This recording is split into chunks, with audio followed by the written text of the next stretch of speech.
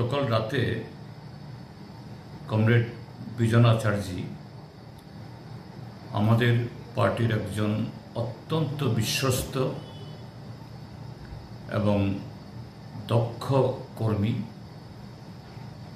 যিনি একটা সময়েতে state bank of ইন্ডিয়াতে কাজ করতেন এবং সেখানে ব্যাংকিং ইউনিয়নে ব্যাংকারদেরকে সংগঠিত করার ক্ষেত্রে আমাদের রাজ্যে নেতৃস্থানীয় ভূমিকা তিনি নিয়েছিলেন।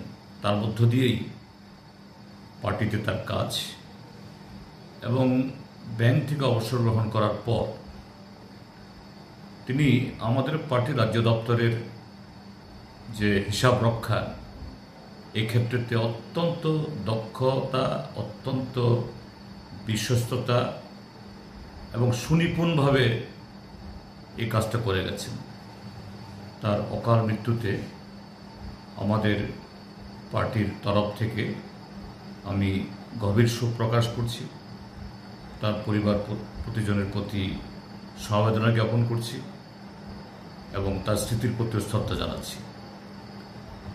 এবং তার এই মৃত্যুতে যে শুধু আমাদের এই পার্টির রাজ্য কমিটির যে এই হিসাব রক্ষণাবেক্ষণ নিচ্ছে, এটা একটা খুবই গুরুত্বপূর্ণ কাজ, কিন্তু তার চেয়ে বড় কথাটা হলো তিনি খুব নীরবে, একজন নীরব সৈনিক যেরকমভাবে এই অন্যান্য কাজের বাইরে পার্টির সংগঠনের কাজ করতেন, তার মধ্যে একটা অন্যতম একটা উদাহরণ স্বরূপ তার মৃত্যুতে একটা শূন্যতা তৈরি হলো।